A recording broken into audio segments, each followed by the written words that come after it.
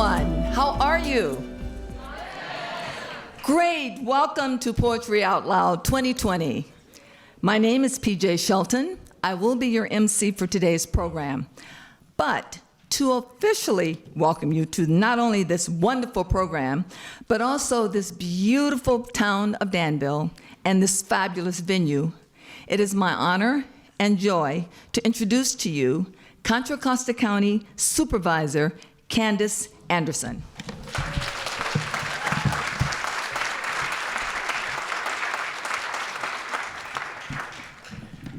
I am delighted to be here with you here in Danville. I've had the privilege of serving on the Board of Supervisors for the last 7.5 years, and before that, I got to be mayor of the town of Danville. And so I want to welcome you to Danville. I want to welcome you to my supervisorial district, but most importantly, I want to welcome you to this exciting 13th Poetry Out Loud. Now, on the Board of Supervisors, we get just a little smidgen of the Poetry Out Loud experience when the winners, the top two, come and perform for us before the Board of Supervisors. And I've got to tell you, that is one of our favorite events as a county supervisor where we have a rather mundane agenda that goes on and on, to have enthusiastic youth coming up passionately, sharing poetry that means so much to them. And so we're looking forward to the winners coming before the full Board of Supervisors. But today, I just want to tell you, I'm delighted you're here, and to the students watching you just even do your mic check before we started, you guys are awesome. So it's going to be a fun and exciting day, and now I'm going to turn the time over to Robin Moore. And as she comes up, I do also want to thank our Arts and Culture Commission, AC5. They make such a difference for the lives of all of us in Contra Costa County. So here is Robin. Thank you very much, Candace. So you all know I'm Robin Moore. I coordinate this program for our county, and I've been happy and proud to be able to do that for the last 13 years. So Poetry Out Loud was started actually 15 years ago. Our county was invited in 13 years ago by the National Endowment for the Arts and the Poetry Foundation. Since 2005, the program has grown to reach more than 3.8 million students and 60,000 teachers from 16,000 schools in every state, the District of Columbia, Puerto Rico, and the U.S. Virgin Islands. In our county this year, over 3,000 students memorized a poem for Poetry Out Loud. Pretty amazing.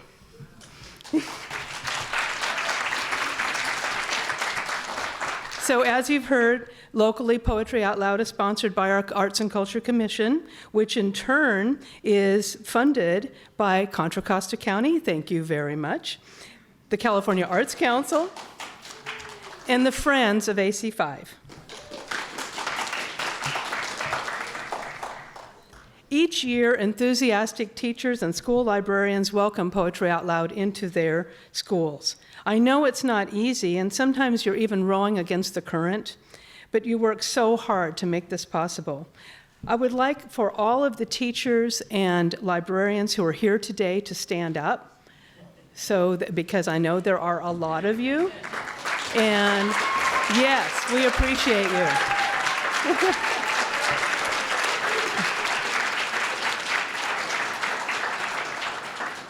I also want to acknowledge another group of poetry-loving volunteers. This year, there were 14 people who helped me to judge most of the school's competitions. I don't know what I would do without these smart, kind folks. So thank you. Also, I believe both of our poet coaches, Allison Luderman and Brenda DeFrisco, are with us today.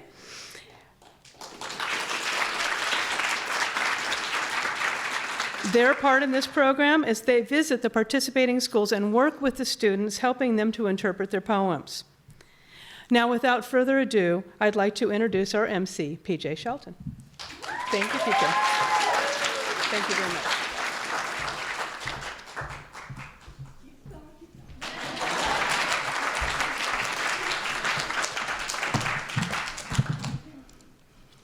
I'm going to like this audience. Thank you, Robin. Oprah once said on national TV, "I love bread." Well, guess what? I love poetry. I truly enjoy listening to the voice of someone reciting a poem, read a paragraph from a novel, or even speak out loud the words to a song. So I conducted a mini research to this question that I'm about to ask you, and I'll tell you what I've discovered. And the question is this: what does poetry teach us? Have you ever really thought about that? Here are the top 3 components that I uncovered. Honesty. Poetry is a search for truth and a tool of honesty. Poetry will never lie to you, only give you a new perspective that you can choose to adopt or ignore. The second component, intention. Every word of a well-written poem is intentional. The writing is very deliberate. Just imagine if every person could take that kind of intention out into their everyday lives. And the third, and I think the most wonderful, is beauty. Poetry shares with the reader other perspectives of beauty and makes him or her more aware that all things can contain beauty. So with that, the students you will hear today have won their school's competitions and will share the poems they have chosen for today's competition. The winner will go on to represent our county in the state competition in Sacramento on March 15th and 16th. And our state winner will attend the national competition in Washington, D.C. on April 27th through the 29th. This year, we have 14 schools represented. I've got to clap to that.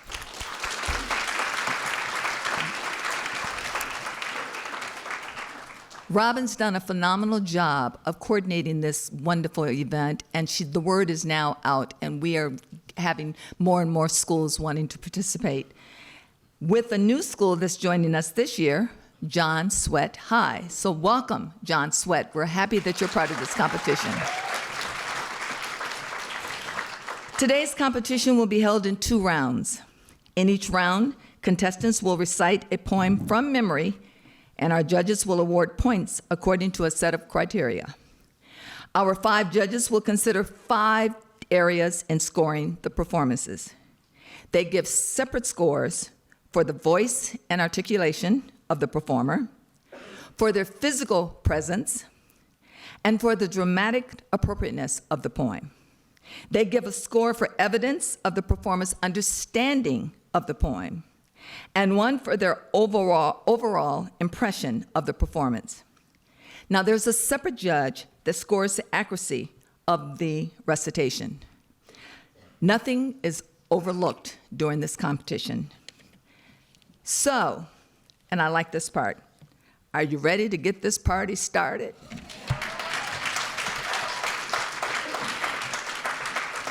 That's wonderful, because right now, ladies and gentlemen, and friends of poetry, we are proud to present to you the foremost interpreters of poetry in our county's high school in this, the 13th annual countywide Poetry Out Loud competition.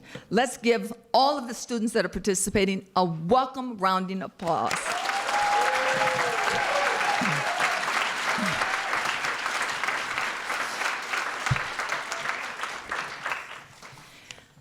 Please join me in welcoming our first performer, Giselle Alvarado, Kennedy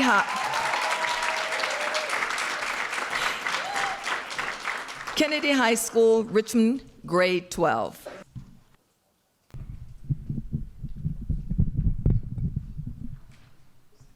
My poem is Discrimination by Kenneth Rexroth. I don't mind the human race. I've gotten pretty used to them.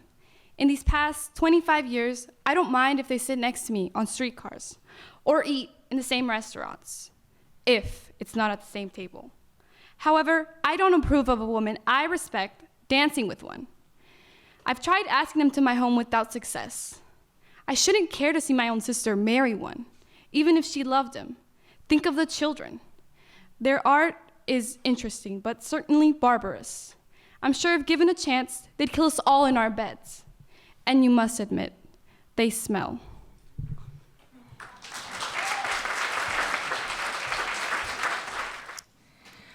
Performer number 2, Grace Gilroy.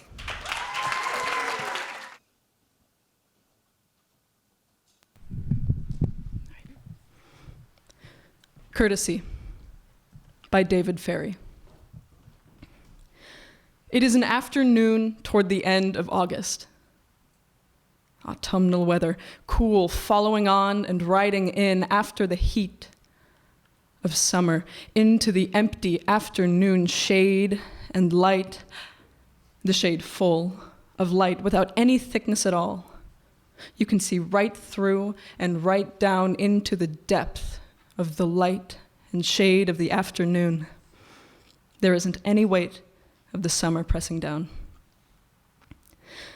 In the backyard of the house next door, there's a kid, maybe 11 or 12, and a young man, visitors at the house whom I don't know. The house in which the sound of some kind of party, perhaps even a wedding, is going on. Somehow, you can tell from the tone of their voices that they don't know each other very well. 2 guests at the party, one of them, maybe a friend of the bride or groom, the other the son, or the younger brother, maybe, of somebody there. A couple of blocks away, the wash of traffic dimly sounds as if we were near the ocean. They're shooting baskets, amiably and mildly. The noise of the basketball, though startlingly louder than the voices of the 2 of them as they play, is peaceable as can be, something like meter. The earnest voice of the kid, girlish and manly, and the voice of the young man carefully playing the game of having a grown-up conversation with him. I can tell the young man is teaching the boy by example. The easy way he dribbles the ball and passes it back with a single gesture of wrist to make it easy for the kid to be in sync. Giving and taking. Perfectly understood.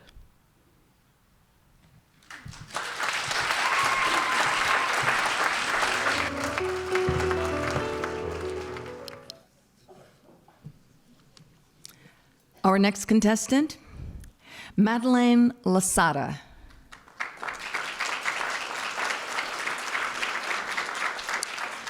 John Henry High School, Richmond, grade 9.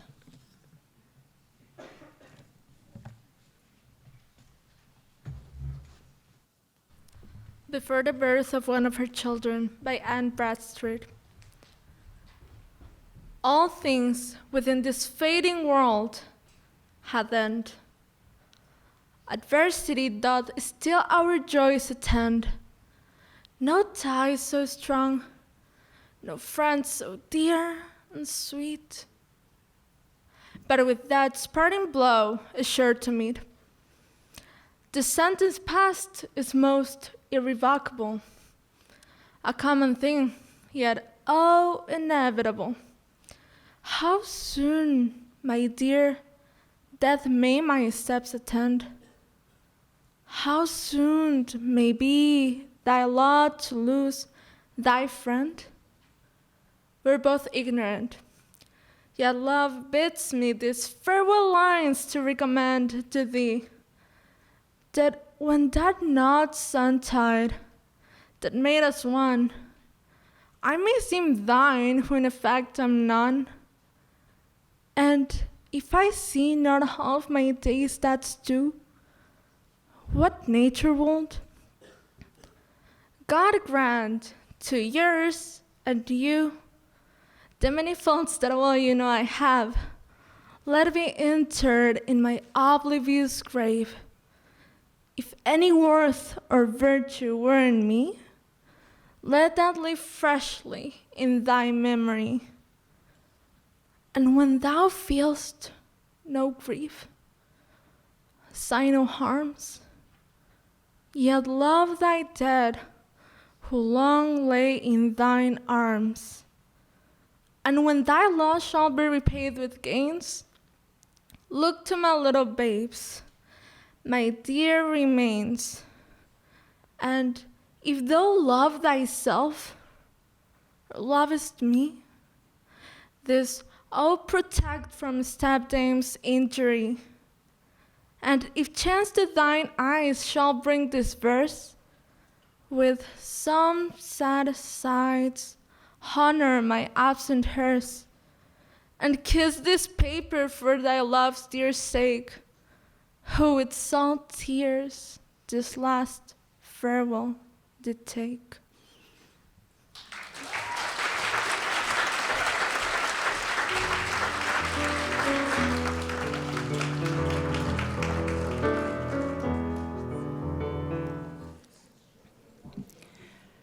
Our next performer, Lily Johnstone.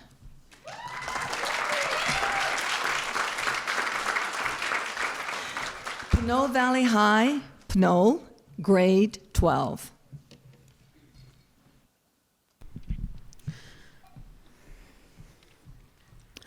Mansplaining by Jennifer Militello.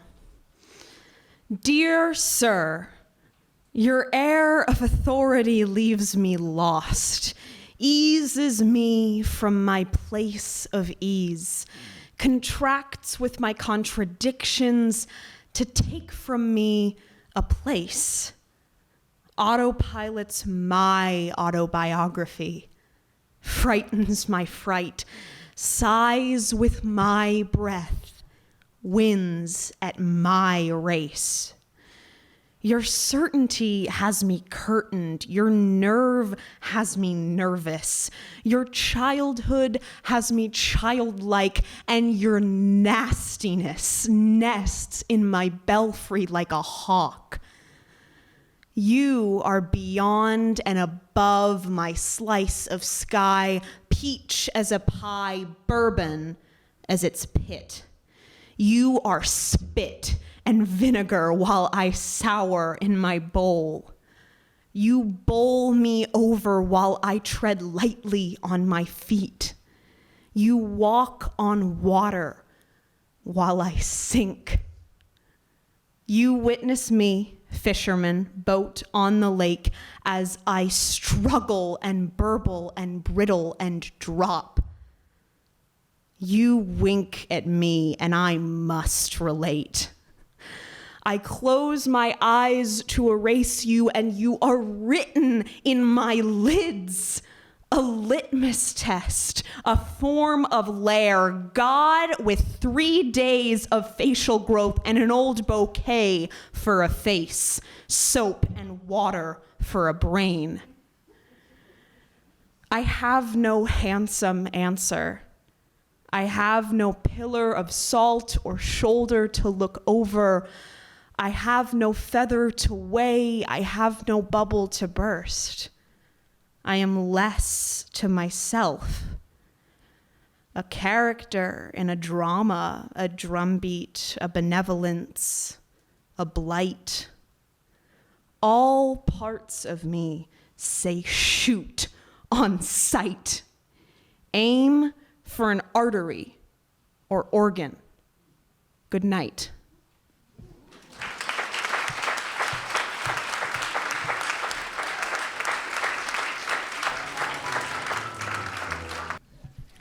Our next contestant is Bella Wabe, Monte Vista High, Danville, grade 11. A Certain Kind of Eden by Kay Ryan.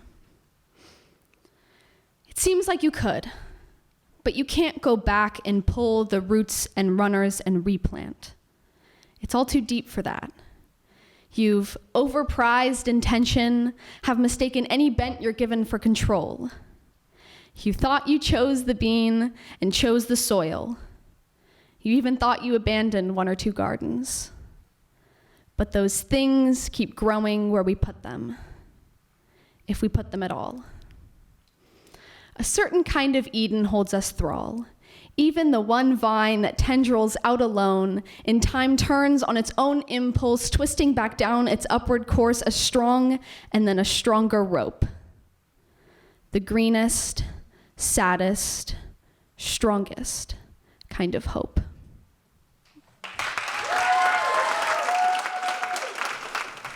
Our next performer, Amari Chapman.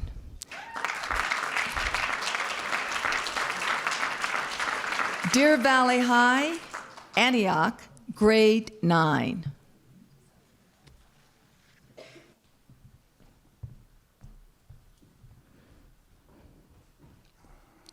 Vagrants and Loiterers by Kwame Das. You got that clean waistcoat, the bright white of a well-tailored shirt. You got those Lucid Sack slacks and some spit-paw shoes. And you know, whether you're looking like money or about to take a stroll, to tilt that hat like you own the world. Yeah. Smoke your pipe, roll your tobacco, hold loose as authority, your muscles lifting hard. And every so often, when you feel the urge, you pull out that wash-on's chain to look in the sky and say, gonna be a cold one when it come, like God gave you that fancy clock to tell the future. These are the easy boys of the goodly South, waiting for what's out of frame to happen. The sheriff with his questions, the paddy wagon, the chain gang, the weight of the world, waiting with such delicate dignity, fickle as a seasonal sky.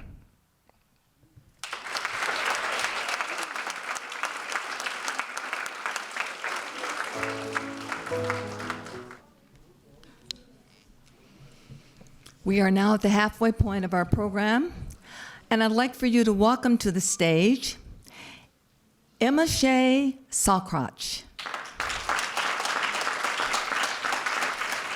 College Park High School, Pleasant Hill, grade 10.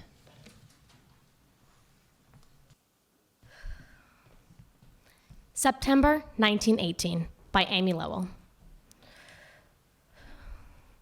This afternoon was the color of water falling through sunlight. The trees glittered with the tumblings of leaves. The sidewalks shone like alleys of dropped maple leaves. And the houses ran along them, laughing out of square open windows. Under a tree in the park, 2 little boys lying flat on their faces were carefully gathering red berries to put in a pasteboard box. Someday, there'll be no war. Then I shall take out this afternoon and turn it in my fingers, and remark the sweet taste of it upon my palate, and note the crisp varieties of its flights of leaves. Today, I can only gather it and put it in my lunchbox, for I have time for nothing but the endeavor to balance myself upon a broken world. Thank you.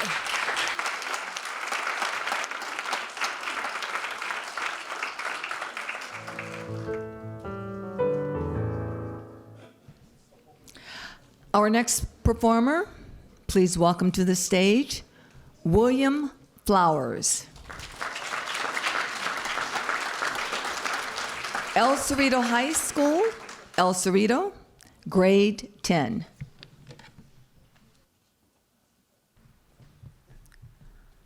Constancy to an Ideal Object by Samuel Taylor Coleridge. Since all that beat about in nature's range, or veer or vanish, why shouldst thou remain, the only constant in a world of change? O yearning thought that liv'st but in the brain, call to the hours that in the distance play, the fairy people of the future day. Fond thought, not one of all that shining swarm will breathe on thee with life enkindling breath, till when, like strangers sheltering from a storm, hope and despair meet in the porch of death.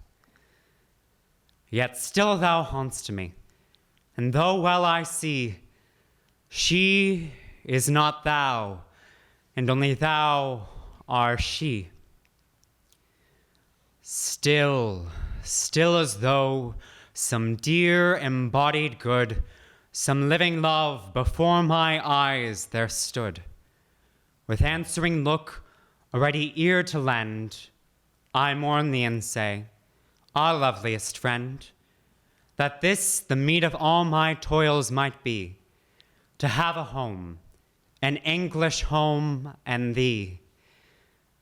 Vain repetition, home and thou are one. The peacefulest cot the moon shall shine upon. Lulled by the thrush and wakened by the lark, without thee were but a becalmed bark, whose helmsman on an ocean waste and wide sits, mute and pale, his mouldering helm beside. And art thou nothing, such thou art as when the woodman winding westward up the glen, at wintry dawn where over the sheep tracks maze, the viewless snow mist weaves a glistening haze, sees, full before him, gliding without tread, an image with a glory round its head. The enamored rustic worships its fair hues, nor knows he makes the shadow he pursues.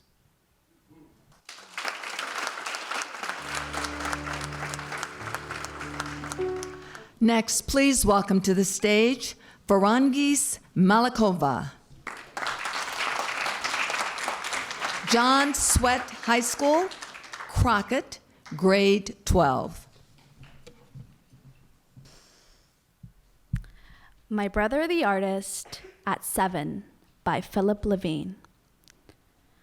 As a boy, he played alone in the fields behind our block. 6 framed houses holding 6 immigrant families. The parents speaking only gibberish to their neighbors. Without the kids, they couldn't say good morning and be understood.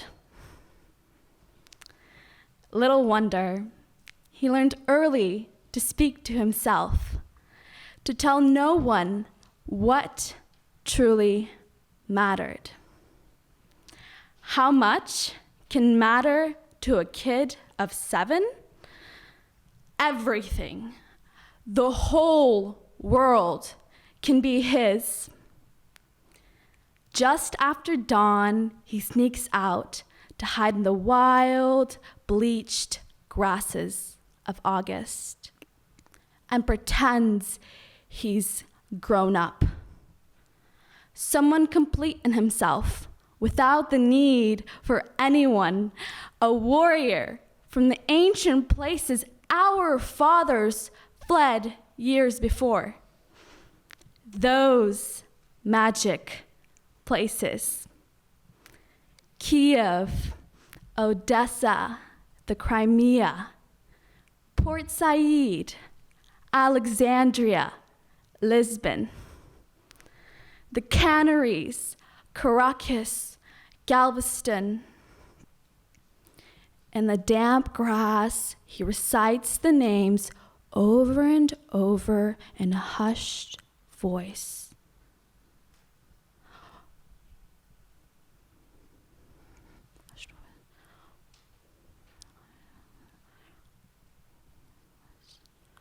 While the sun climbs into the locust tree to waken the houses. The husbands leave for work. The women return to bed. The kids bend to porridge and milk. He advances slowly, eyes fixed, an animal or a god, while beneath him the earth holds its breath.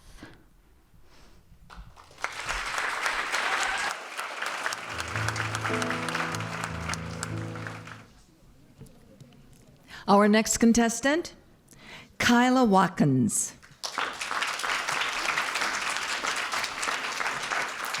Los Lomas High, Walnut Creek, grade 11.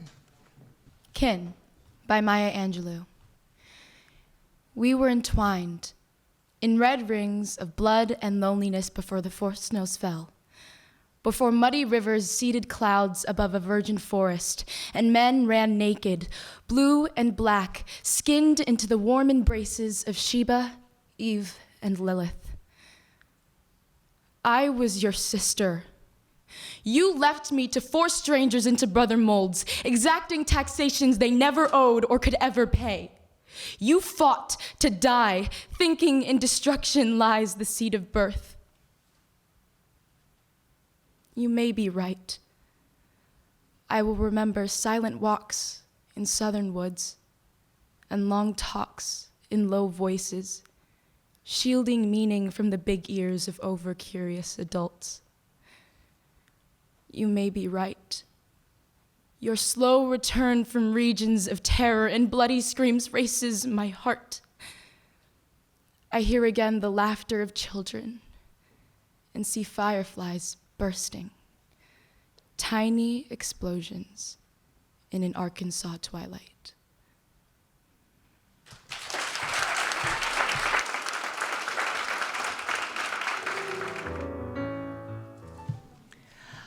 Our next performer, Kenji Kanagaki.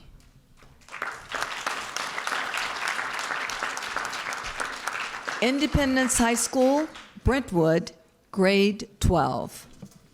In Flanders Fields by John McCrae. In Flanders Fields, the poppies blow.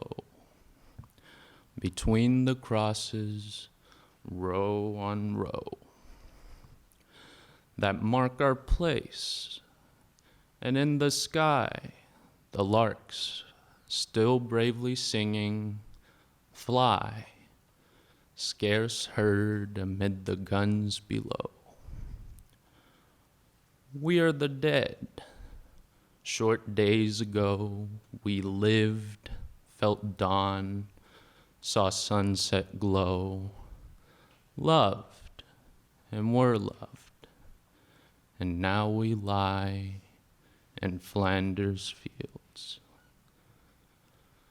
Take up our quarrel with the foe. To you from failing hands we throw the torch. Be yours to hold it high if ye break faith with us who die. We shall not sleep, though poppies grow in Flanders Fields.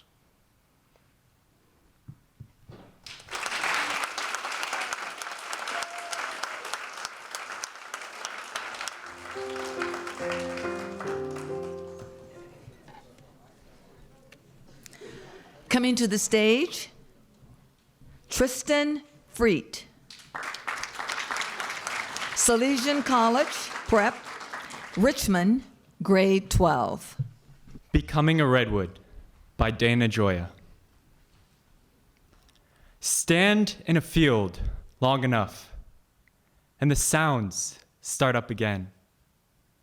The crickets, the invisible toad who claims that change is possible, and all the other life, too small to name. First one, then another, until innumerable they merge into the single voice of a summer hill. Yes, it's hard to stand still. Hour after hour, fixed as a fence post, hearing the steers snort in the dark pasture, smelling the manure, and paralyzed by the mystery of how a stone can bear to be a stone, the pain the grass endures, breaking through the earth's crust. unimaginable the redwoods on the far hill, rooted for centuries. The living wood grown tall and thickened with 100,000 days of light. The old windmill creaks in perfect time to the wind shaking the miles of pasture grass. And the last farmhouse light goes off. Something moves nearby. Coyotes hunt these hills and packs of feral dogs. But standing here at night accepts all that. You are your own pale shadow in the quarter moon, moving more slowly than the crippled stars. Part of the moonlight as the moonlight falls. Part of the grass that answers the wind. Part of the midnight's watchfulness that knows there is no silence, but when danger comes.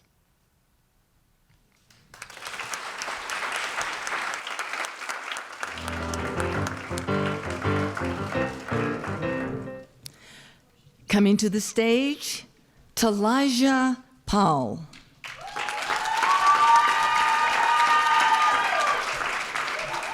Mount McKinley High, Martinez, grade 11. That's My Heart Right There by Willie Perdomo. We used to say, that's my heart right there, as if to say, don't mess with her right there, as if, don't even play, that's a part of me right there. In other words, okay, that's the start of me right there.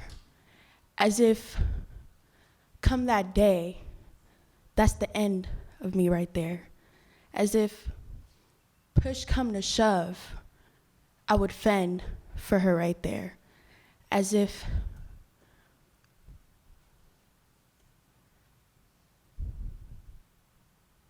come what may, I would lie for her right there.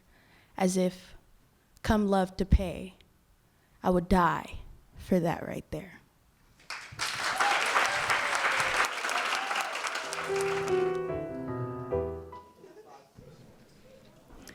Our next performer, Sophia Murray, Prospects High, Antioch, grade 11. Football Dreams by Jacqueline Woodson. No one was faster than my father on the football field. No one could keep him from crossing the line, then touching down again. Coaches were watching the way he moved, his easy stride, his long arms reaching up, snatching the ball from its soft pockets of air. My father dreamed football dreams and woke up to a scholarship at Ohio State University. Grown now, living the big city life in Columbus, just 60 miles from Nelsonville. And from there, Interstate 70 could get you on your way west to Chicago. Interstate 77 could take you south. But my father said, no colored Buckeye in his right mind would ever want to go there. From Columbus, my father said, you could go just about anywhere.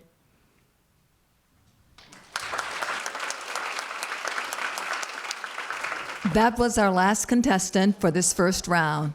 You know, I've been a part of this program since its inception, and I have to tell you, I am always amazed by the professionalism and the stamina of these students. Weren't they amazing?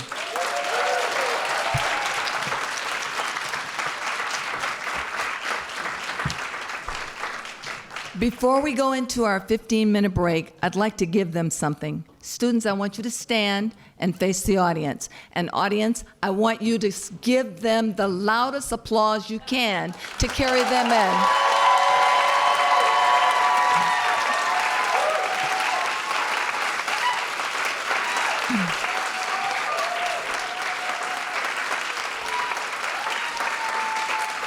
Thank you, thank you, thank you, thank you. You are already winners, so know that. Coming into the second half, go for it, okay? We are now taking a 15-minute break.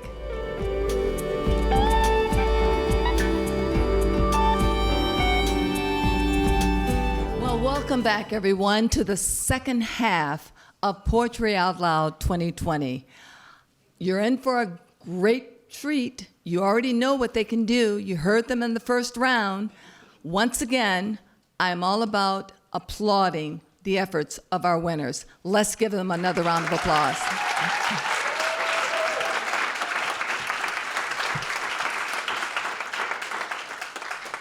Before we start the second round, I'd like to introduce you to the 5 judges that have the difficult task of deciding who is going to win this performance. I don't envy them at all. I never do. Would the judges please come to the stage? I'd also like the commissioners that are here from AC5 to please also come to the stage.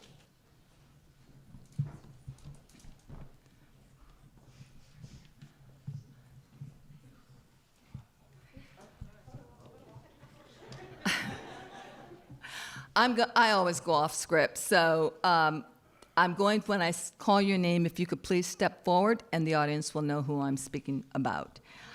Would Peter Mound please step forward?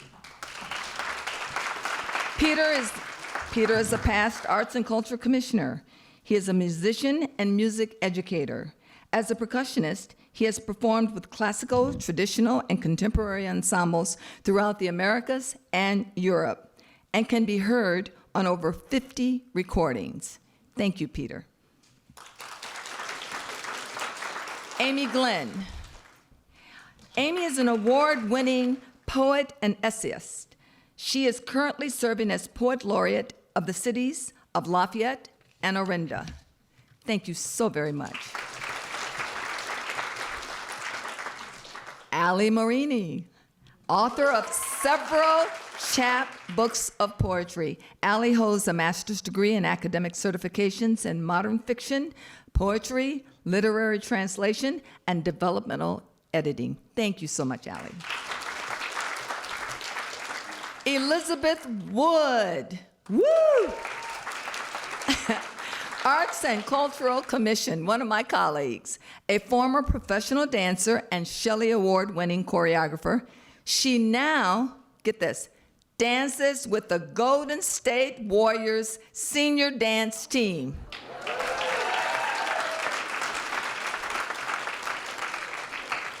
And she tries to use that as an excuse because she's so tired and can't come to meetings. No, I'm just joking.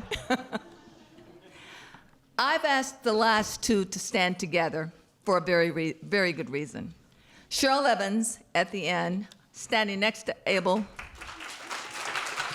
They were both contestants in this competition years and years ago. Not that many years. I don't mean to make you sound that old, but they were you years ago. And now they're judges. Let me share some information about them. Cheryl Evans, past Poetry Out Loud winner. Cheryl was introduced to Poetry Out Loud in 2008, and in 2010, she was honored with first place at the Contra Costa County competition. She then went on to place an awesome 3rd in the California State Finals. And Cheryl represented Deer Valley High when she won. Next, Abel Benata, my Abel. He's grown up. He's not little anymore. Past Poetry Out Loud winner, representing Richmond High School in both 2008 and 2009. Abel recently worked for the state legislature as a principal field representative and will soon be starting his new position as liaison for California State Superintendent of Public Instruction, Tony Thurman. Abel is also San Pablo's youngest city council member to serve in its history. See what poetry can do for you? Thank you so much. Thank you very much. You can now go back to your seats and get ready to judge, because there are 3 wonderful people behind you that I'd like to introduce, and they are aligned with AC5, the Cultural Commission that is responsible for this wonderful event. I'd like to introduce to you Roger Wren, who is our Managing Director. Beverly Kumar, District 2, which happens to be the same district as Supervisor Anderson. And Tess Snook Oriva, Commissioner, District 5. While they are on stage, I just want to give one quick announcement that the Commission has formed a youth council for the arts, and we will have more information on our website about that, but we want to hear your voice as a commission, okay? And it's already started. Thank you, Beverly, for being the greatest colleague and helping put that whole thing on. You were awesome. Thank you, Tess, for being friends of 5, and thank you, Roger, for putting up with all of us. Thank you.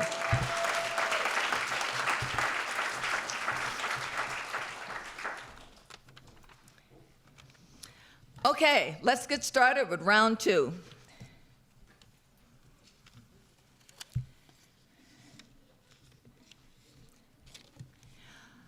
Our first contestant in round 2, Kenji Kanagaka, Independence High, Brentwood, grade 12. Self-Inquiry Before the Job Interview by Gary Soto. Did you sneeze? Yes, I rid myself of the imposter inside me. Did you iron your shirt? Yes, I used the steam of mother's hate. Did you wash your hands?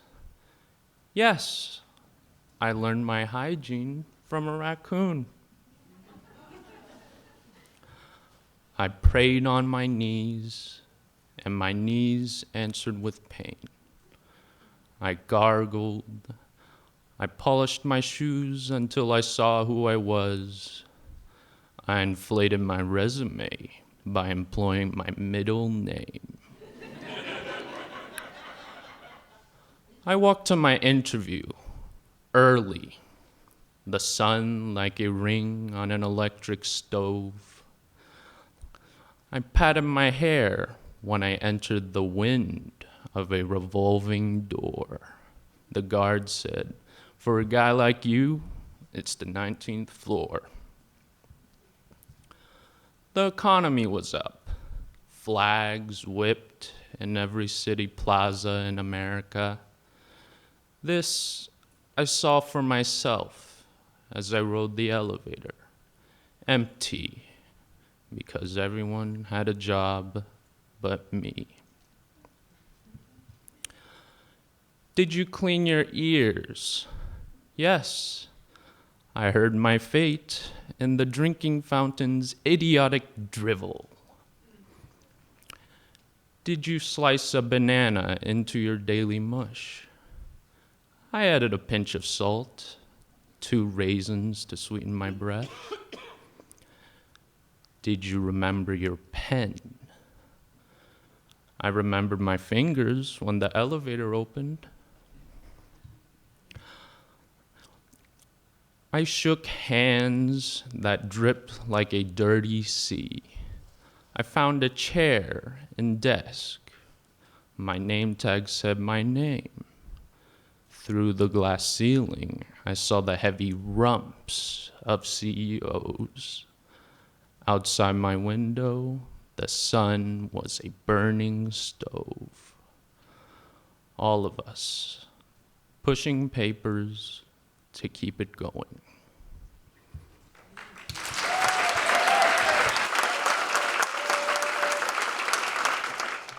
Next, coming to the stage, we have Kyla Watkins.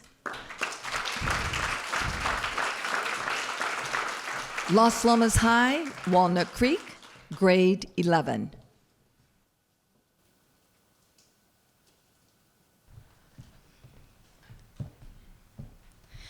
A Song in the Front Yard by Gwendolyn Brooks. I've stayed in the front yard all my life. I want to peek at the back where it's rough and untended and hungry weed grows. A girl gets sick of a rose. I want to go in the backyard now, and maybe down the alley to where the charity children play. I want a good time today. They do some wonderful things. They have some wonderful fun. My mother sneers, but I say it's fine, how they don't have to go in at 8:45. My mother, she tells me that Johnny May will grow up to be a bad woman, that George will be taken to jail sooner or late. On account of last winter, he sold our back gate. But I say it's fine.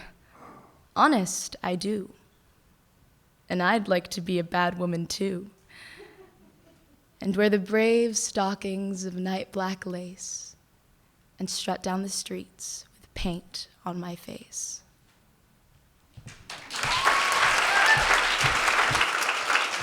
Our next performer is Madeleine Lasada.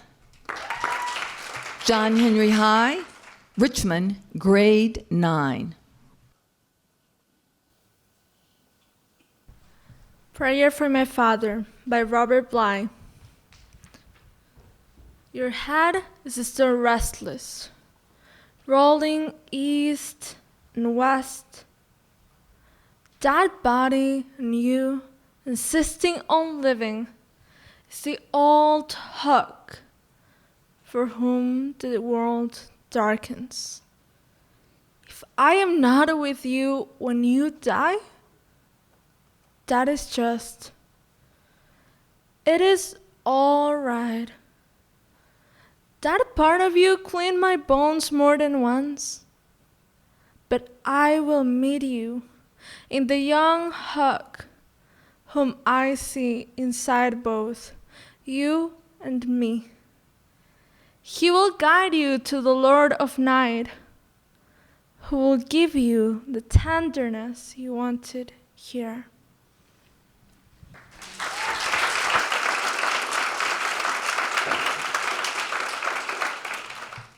Our next performer, Sophia Murray, Prospects High, Antioch, grade 11.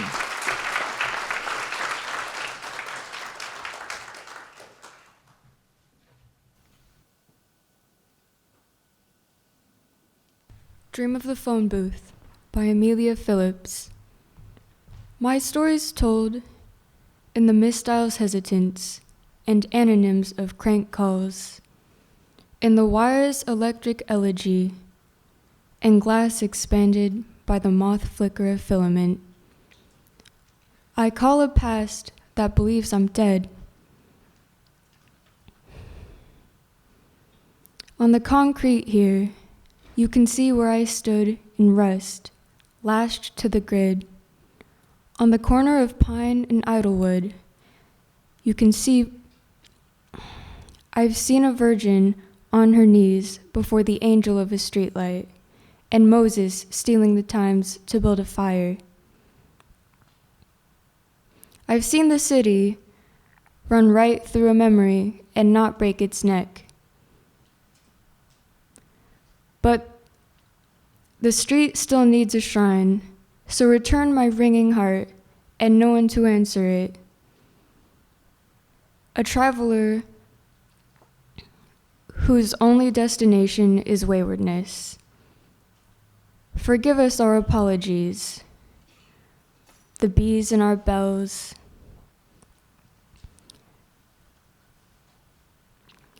the receiver's grace, days horizoned into words. If we stand monument to anything, it's that only some words belong to men.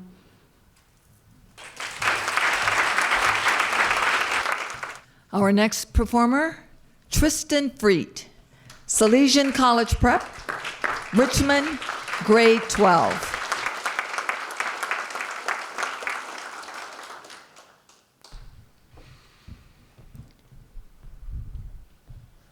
Very Large Moth by Craig Arnold, after DHL.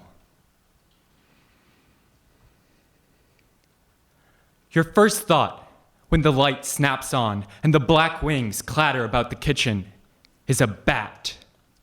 The clear part of your mind considers rabies. The other part does not consider, knows only to startle and cower away from the slap of its wings. Though it is soon clearly not a bat, but a moth, and harmless. Still, you are shy of it. It clings to the hood of the stove, not black, but brown. Its orange eyes sparkle like televisions. Its leg joints are large enough to count. How could you kill it? Where would you hide the body? A creature so solid must have room for a soul. And if this is so, why not in a creature half its size? Or half its size again? And so on, down to the ants. Clearly, it must be saved. Caught in a shopping bag and rushed to the front door, afraid to crush it, feeling the plastic rattle. Loosened into the night air, it batters the porch light, throwing fitful shadows around the landing. That was a really big moth, is all you can say to the doorman who has watched your whole performance with a smile. The half compassion and half horror we feel for the creatures we want not to hurt and prefer not to touch.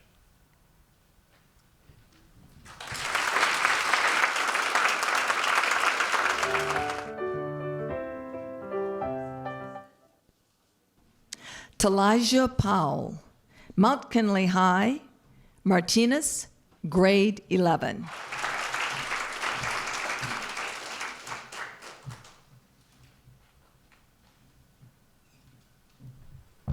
Invictus by William Ernest Henley. Out of the night that covers me, black as the pit from pole to pole, I thank whatever gods may be for my unconquerable soul. In the fell clutch of circumstance, I have not winced nor cried out loud. Under the bludgeonings of chance, my head is bloody, but I'm bowed. Beyond this place of wrath and tears looms but the horror of the shade, and yet the menace of the years finds and shall find me unafraid. It matters not how strike the gate, how charged with punishment the scroll. I am the master of my fate. I am the captain of my soul.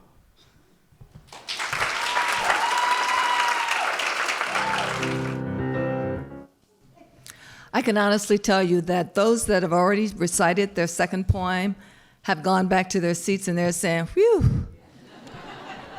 And so the next person coming to the stage is Amari Chapman, Deer Valley High, Antioch, grade 9. And in a hot minute, he's going to say, phew.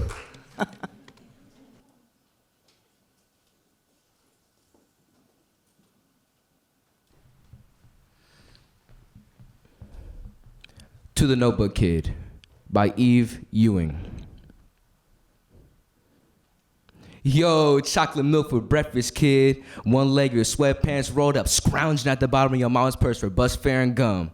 Pen broke, got ink on your thumb, kid. What's good? Hot in the cement, kid. White Castle, kid. Tongue stained purple, cuss on the court till your little brother shows up with half a candy bar, kid. Got that good B in science, kid. You earned it, kid. Etch your name in a tree. Hug your granny on her birthday. Think of Alaska, when they shooting. Curled up dreams of safety. Oh.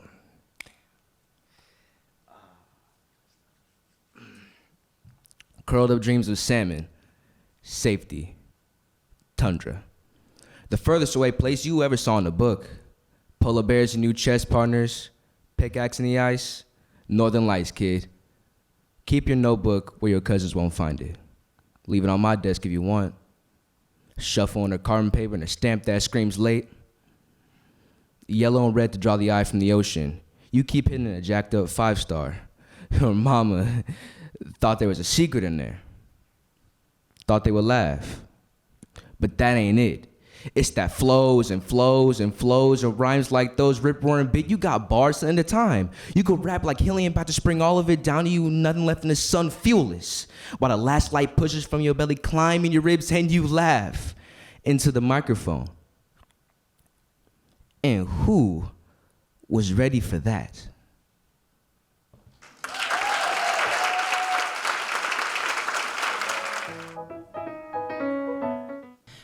Please welcome our next performer, Emma Shea Salkach, College Park High, Pleasant Hill, grade 10.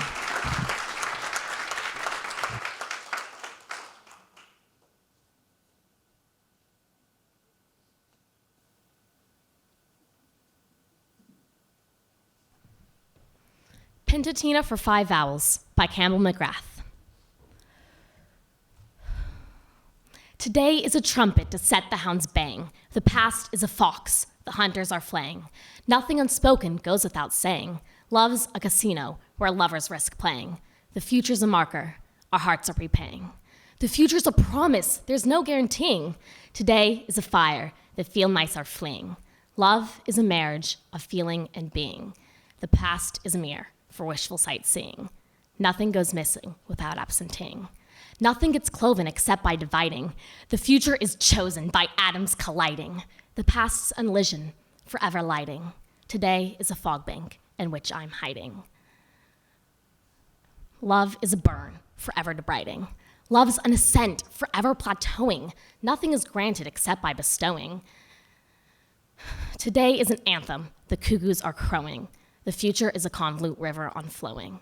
The past is lawn, the neighbor's mowing. The past is an answer not worth pursuing. Nothing gets done except by the doing. The future's a climax forever ensuing. Love is only won by wooing. Today is a truce between reaping and ruing.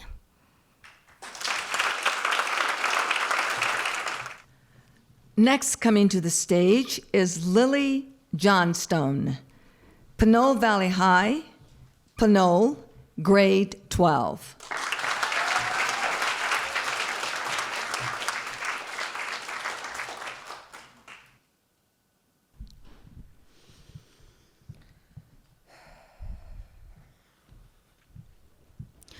The Mortician in San Francisco by Randall Mann.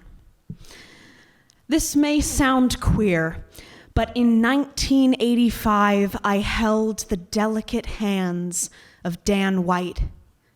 I prepared him for burial. By then, Harvey Milk was made monument, no myth, by the years since he was shot. I remember when Harvey was shot, 20, and I knew I was queer. Those were the years, Levi's and leather jackets holding hands on Castro Street, cheering for Harvey Milk, elected on the same day as Dan White. I often wonder about Supervisor White, who fatally shot Mayor Moscone and Supervisor Milk, who was one of us, a Castro queer. May 21st, 1979, a jury hands down the sentence, 7 years, in truth, 5 years, for ex-cop, ex-fireman Dan White for the blood on his hands. When he confessed that he had shot the mayor and the queer, a few men in blue cheered. And Harvey Milk? Why cry over spilled milk? Some wondered, semi-privately, for years. It meant one less queer. The jurors turned to white. If just the mayor had been shot, Dan might have had trouble on his hands. But the 12 who held his life in their hands maybe didn't mind the death of Harvey Milk. Maybe the second murder offered him a chance at serving only a few years. In the end, he committed suicide, this Dan White, and he was made presentable by a queer.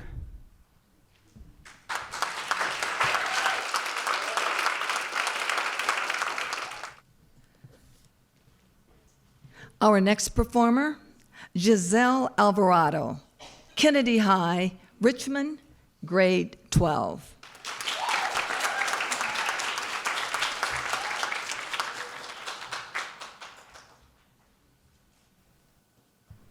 What to Say Upon Being Asked to Be Friends by Julian Talamantes.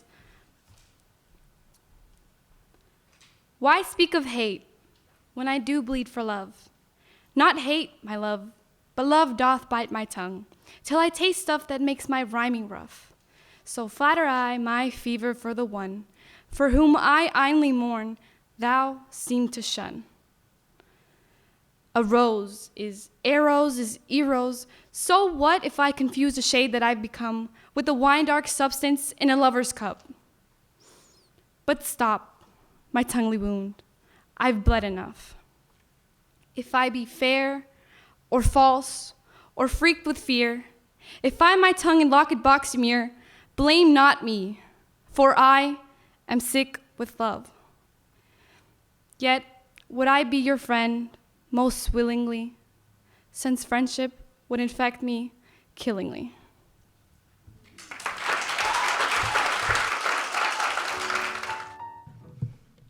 Coming to the stage next, we have Grace Gilroy, San Ramon Valley High, Danville, grade 12.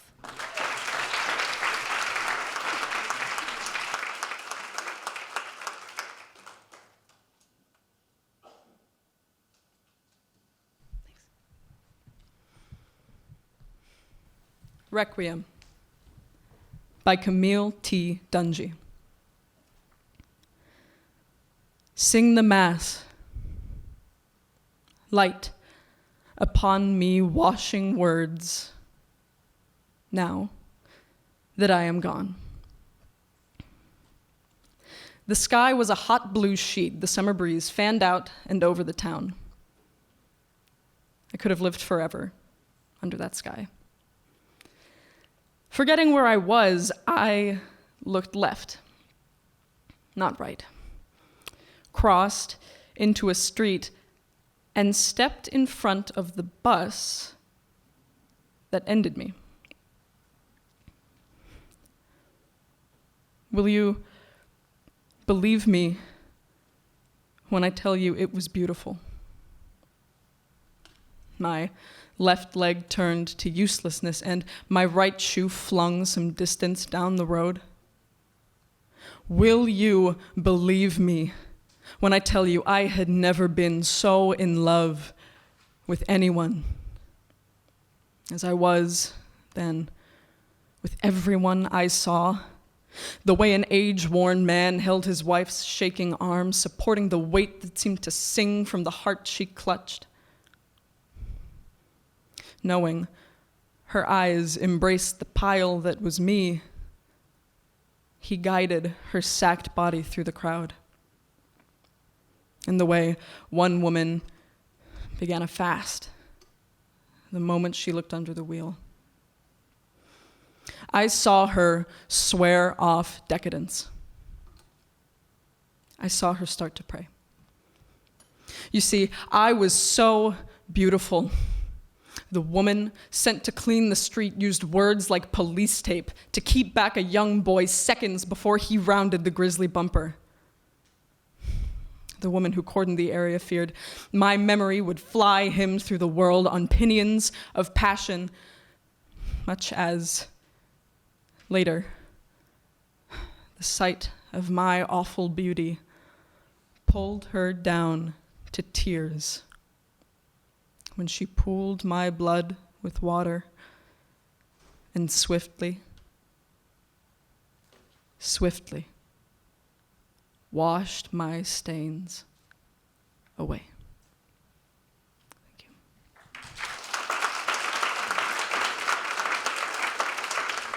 The next performer, William Flowers, El Cerrito High, El Cerrito, grade 10.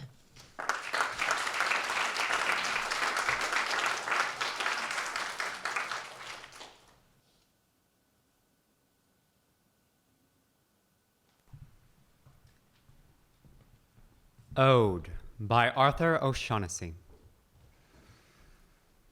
We are the music makers, and we are the dreamers of dreams, wandering by lone sea breakers and sitting by desolate streams. World losers and world forsakers, on whom the pale moon gleams, yet we are the movers and shakers of the world forever, it seems. With wonderful, deathless ditties, we built up the world's great cities, and out of a fabulous story, we fashion an empire's glory.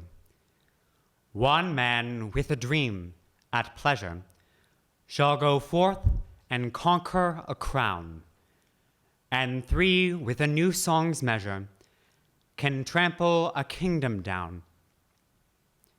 We in the ages lying, in the buried past of the earth, built Nineveh with our sighing, and Babel itself in our mirth, and overthrew them with prophesying to the old of the new world's worth. For each age is a dream that is dying, or one that is coming to birth. A breath of our inspiration is the life of each generation, a wondrous thing of our dreaming, unearthly, impossible seeming. The soldier, the king, and the peasant are working together in one, till our dream shall become their present, and their work in the world be done. They had no vision amazing of the goodly house they are raising.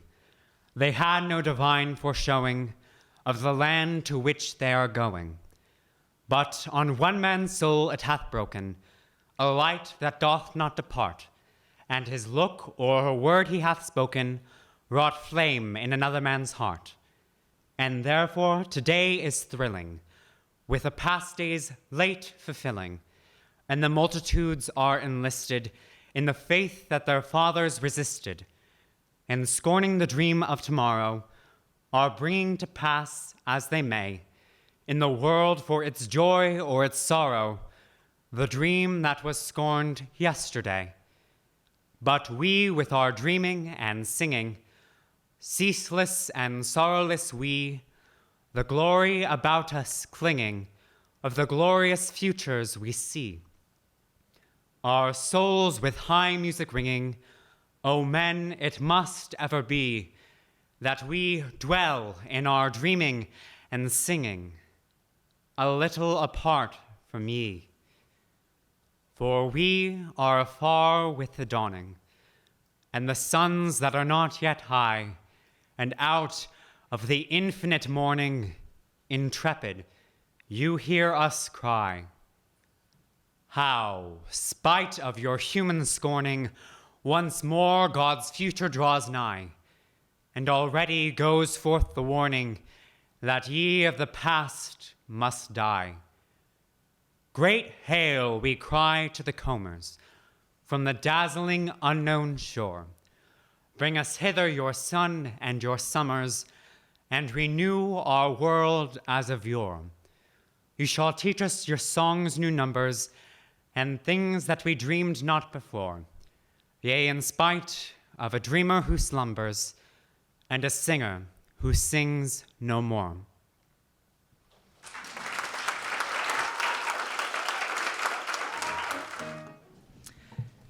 I'm trying to keep a poker face up here. I'm not supposed to show emotions, but wow. This second half of recitation is beyond belief. You guys are incredible, seriously. That was wonderful. Wow. Let's keep this wow going. Coming to the stage next, we have Bella Wabe, Monte Vista High, Danville, grade 11.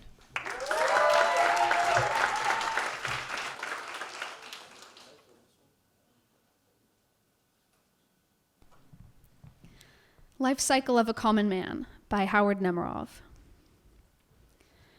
Roughly figured, this man of moderate habits, this average consumer of the middle class, consumed in the course of his average lifespan just under 500,000 cigarettes, 4,000 fifths of gin, and about a quarter as much vermouth.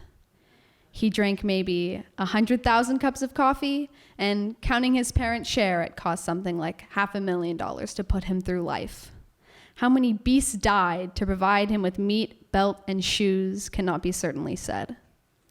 But anyhow, it is in this way that a man travels through time, leaving behind him a lengthening trail of empty bottles and bones, of broken shoes, frayed collars, and worn out or outgrown diapers and dinner jackets, silk ties and slickers. Given the energy and security thus achieved, he did what? The usual things, of course, the eating, dreaming, drinking, and begetting, and he worked for the money, which was to pay for the eating, etc., which were necessary if he were to go on working for the money, etc. But chiefly he talked. As the bottles and bones accumulated behind him, the words proceeded steadily from the front of his face as he advanced into the silence and made it verbal. Who can tally the tale of his words? A lifetime would barely suffice for the repetition. And the number of times, if you merely printed all his commas, the result would be a very large volume. And the number of times he said thank you or very little sugar please would stagger the imagination. There were also witticisms, platitudes, and statements beginning, it seems to me, or as I always say, consider the courage in all that. And behold the man walking into deep silence with the ectoplastic cartoon's balloon of speech proceeding steadily out of the front of his face. The words borne along on the breath which is his spirit, counting the numberless tale of his untold word, which makes the world his apple and forces him to eat.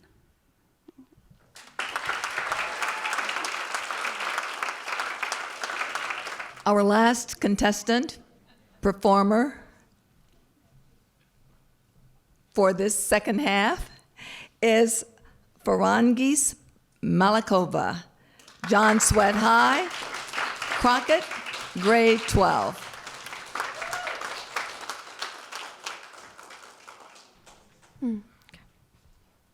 Snow Day by Billy Collins.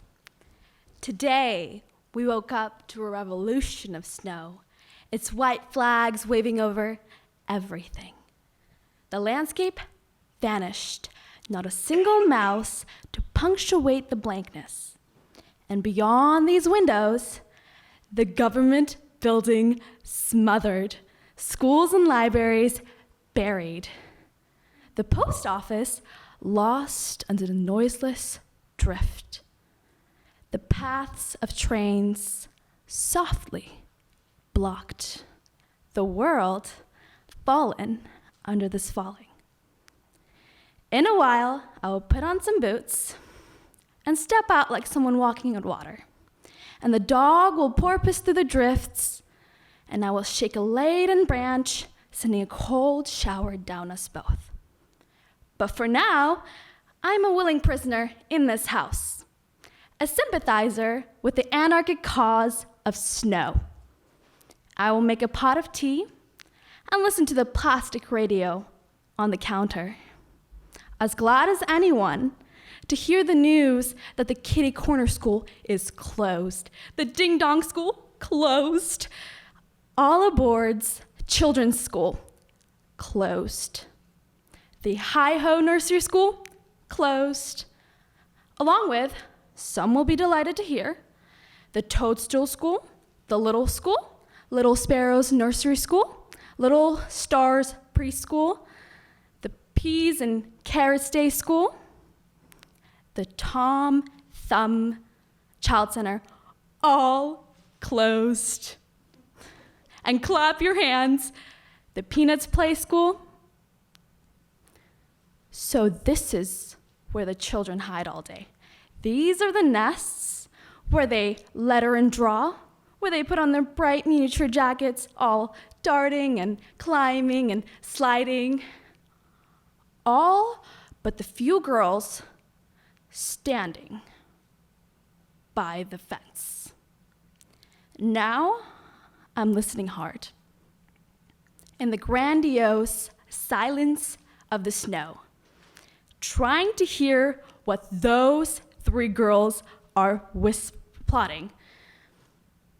What riot is afoot? Which small queen is about to be brought down?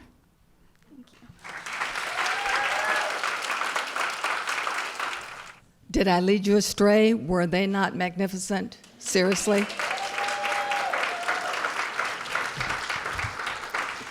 Now comes the difficult task of our judges tabulating the winner. But while they're doing that, we have a special treat for you. Today we have no less than 5 published poets in our audience helping us today with this program. And each one of them has agreed to share one of their own poems with you. I'd like to ask Amy Glenn, Ali Marini, Allison Luderman, Brennan DeFrisco, and Cheryl Evans to all come to the stage for your presentations.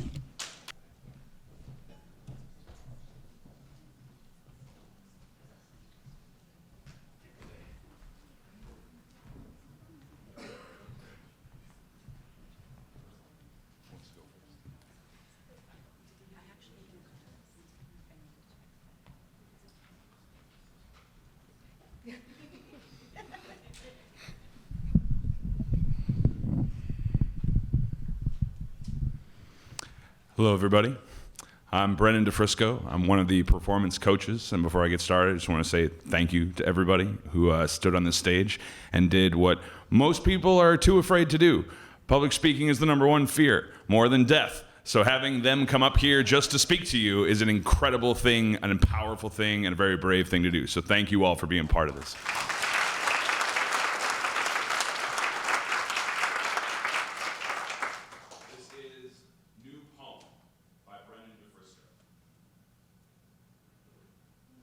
Hello, there it is.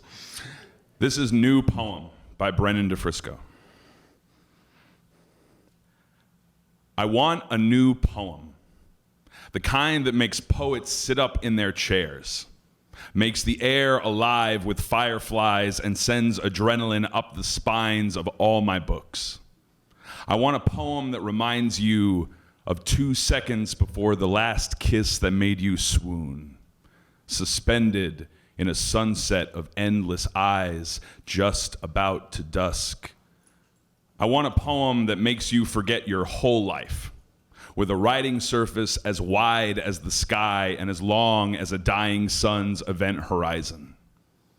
I want a new constellation of syllabic stars, a mind spark starting to flame. I want to tamper with the smoke detectors until the brain becomes backdraft, until ideas shatter the light bulbs they arrived in. I want a new light bulb to arrive in. I want a new poem, with similes dripping with local bees and their slow gold. There are only a few foods that can outlive you and never spoil. Immortal as student loans, only sweeter. I want a sestina made of honey. I want a stanza that will outlive me and never spoil.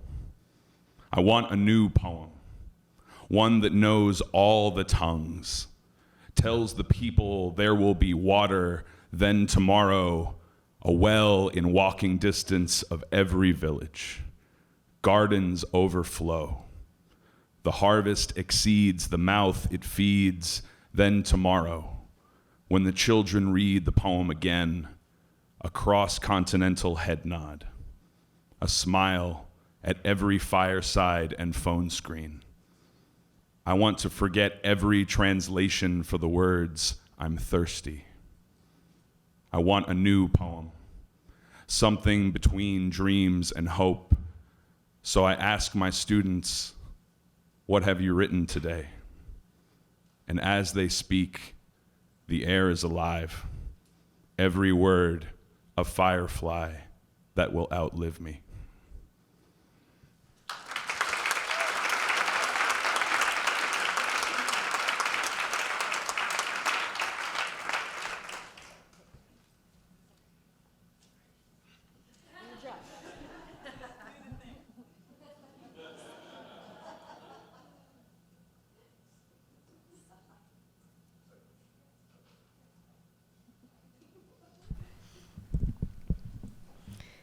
Gerlin's Scarf, Exiting Car by Ali Marini.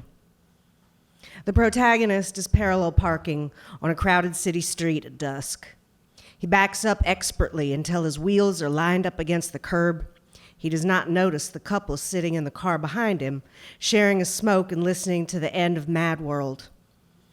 They watch as he steps out the driver's side and adjusts his jacket. He's dressed in a light-colored suit, maybe powder blue or ash gray. It's hard to tell by streetlight. Walks over to the passenger's side and retrieves a bouquet of flowers. Gives himself a final pass, smooths down the fabric of his jacket one last time before turning his attention to the flowers, making sure they sit just so in their swaddling of brightly colored tissue paper. He walks towards the front door of one of the shops, maybe a beauty parlor or a barber shop. Again, it's hard to tell by streetlight. With the flowers tucked behind his back, a surprise. As he passes the parked car, the girl in a scarf in the passenger seat gives him a thumbs up. In this scene, I'm a walk-on in someone else's love story, an extra, populating the backdrop of this street, a bit part in a story whose ending I will never know.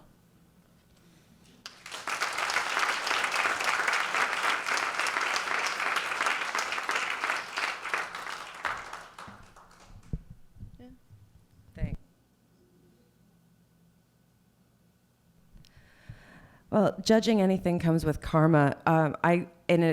The latest in a series of dazzling executive function fails, I jumped out of bed this morning really excited to recite a Robert Frost poem. I may need to consult the screen for one of my own. But this is called Chemise. There is no wind. The chaparral has gone to decadence. And the sun, at such a height, leaves the sky desiccated, bleached ash white, a concentrated brightness and indrawn gathering of the light, as if the whole world were enclosed within a camera obscura, an inverted replica universe cynossured through a pinhole. Even the soil is aching from the heat. A cracking bed of serpentine where few species contrive to grow, and those that do sustain themselves on nothing but complete famine and drought.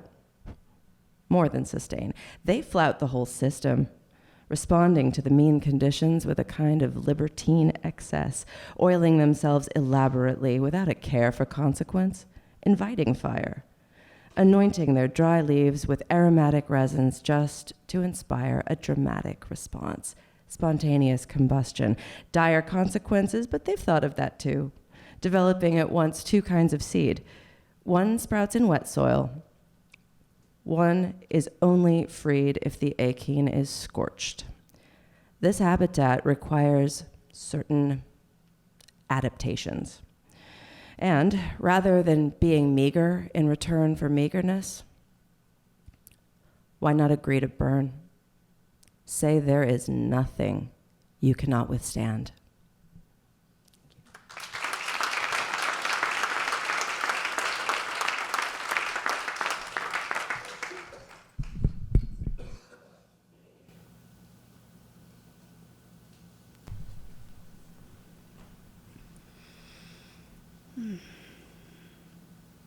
So this is a new poem. My mother passed on Wednesday, and everyone has been expecting me to break my silence. And this is the post I decided to make on Facebook.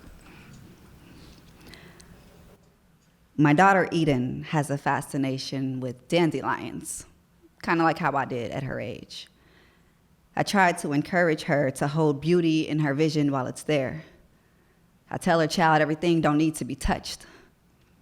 Some things are better left alone. But still, she plucked them dandelions from the ground. And she is gentle and afraid that the beauty will be lost in the wind before she has a chance to truly make a wish, to truly say hello. And sometimes she cries when goodbye is all she has left to hold on to after the breeze carries the seeds away. I tell her, baby, sometimes goodbye is just what we have to hold on to after the breeze carries his seed away. Still, she is learning that everything is not in her control. So we both take hold of what we can. My hand, her smile. We watch as Granny's body is willed away for the first time and the last time. She reminds me to hold beauty in my vision while it's there. She reminds me, yes, Mama needs to be touched. She reminds me that it is okay to cry, and that I am never alone. And in the blink of a moment, she shows me that the Comforter abides in those who choose him. Thank you.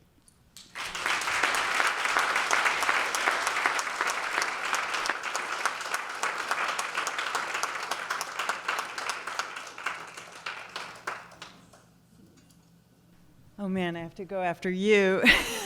You made me cry. Abel, I think I may have coached you like a long, long time ago. This poem is for the parents in the audience.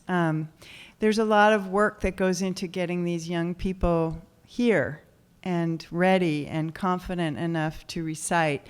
And so this poem is called Invisible Work by Alison Luderman. Because no one could ever praise me enough.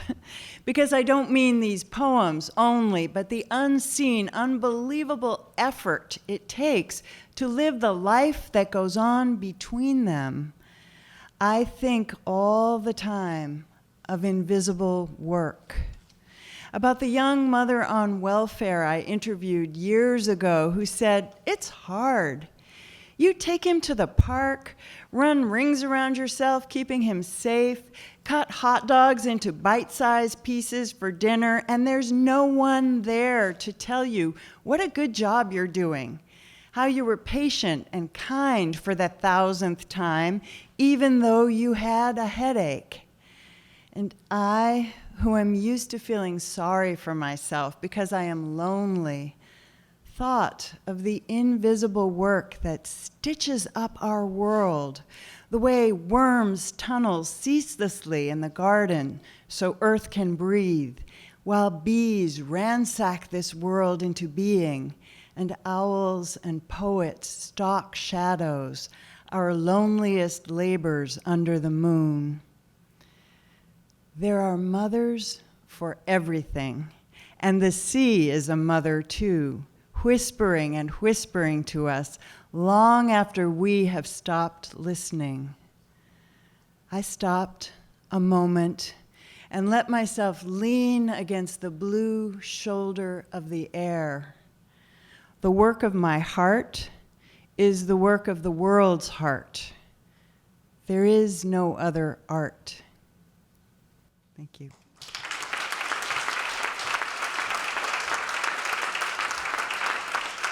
Remember in the beginning that I opened with, what does poetry teach us? You just heard the honesty of each one of their personal stories.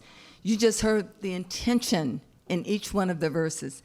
And you also heard the beauty that they expressed in their recitations. Let's give them another round of applause.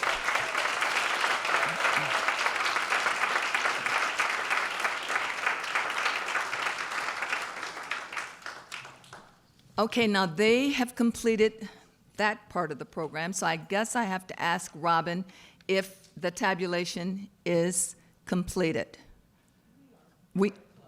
Oh, very close. Are you trying to tell me I gotta sing and dance or tell a joke or? Okay, you don't want that. Well, let me just share this with you real quickly. I'm modifying the program just a bit, Robin, but you knew I would anyway. And the awards will be given out by our Contra Costa supervisor, Candace Anderson. I ran out into the parking lot to grab her and bring her back because I wanted to surprise her. And when I looked in that corner and didn't see her, I had to bring her back. So she has consented to award the winners of this year's competition. And thank you very much, Supervisor. I really appreciate it. Okay, Robin, that's the best I can do.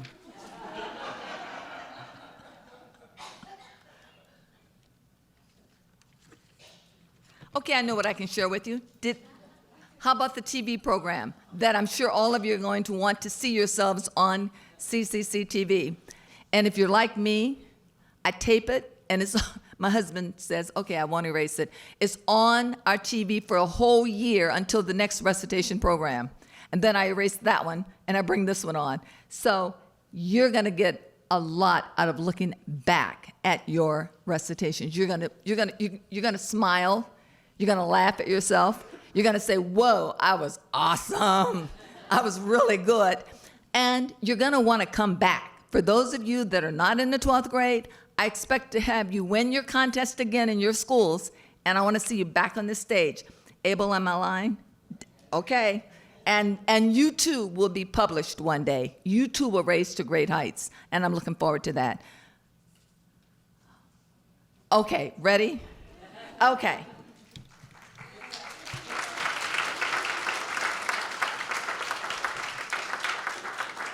So Supervisor Anderson, if you would join me on stage.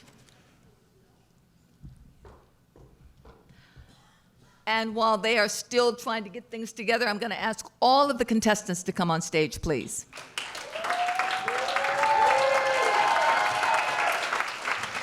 And while she's doing that, I just want to explain why I was in the parking lot. I have a family commitment, and I had just seen that my two grandchildren were walking in my front door, and I wasn't going to leave till I heard each and every one of these beautiful, beautiful students give their second poem. So I waited till that happened, and I thought, who needs me here any longer? And so that's why I was heading home to see my grandchildren.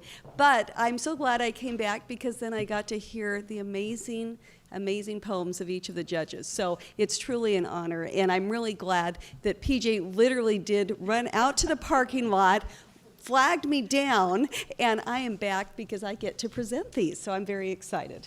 Thank you, thank you, thank you.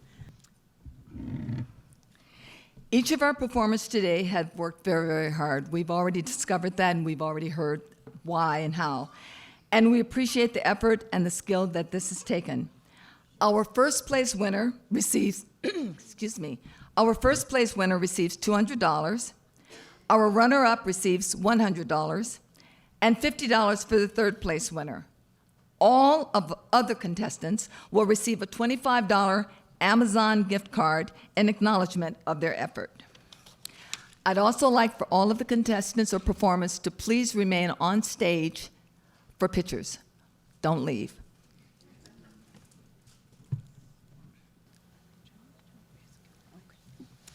I am very excited to announce our winners at this time. In third place, we have the amazing Kyla Watkins.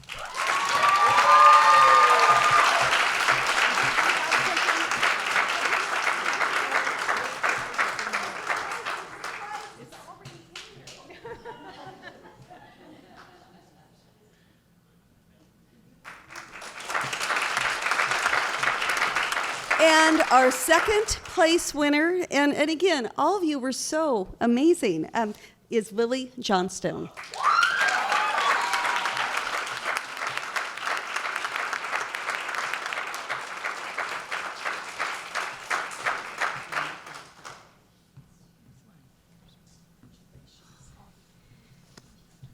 And our first place winner was the amazing Grace Gilroy.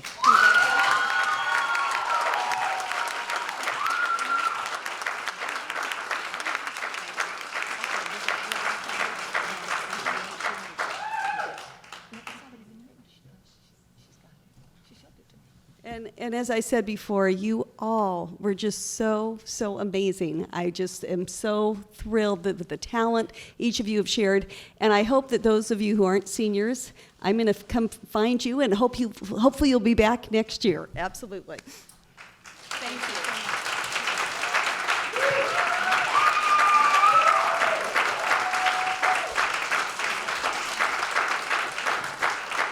We want to once again congratulate all of you. Please understand you're all winners. There are no losers standing on the stage. You are all winners. And to the parents, to the teachers, to the students who supported your colleagues, thank you for attending. We appreciate your presence, and we look forward to seeing you again next year. Have a great evening.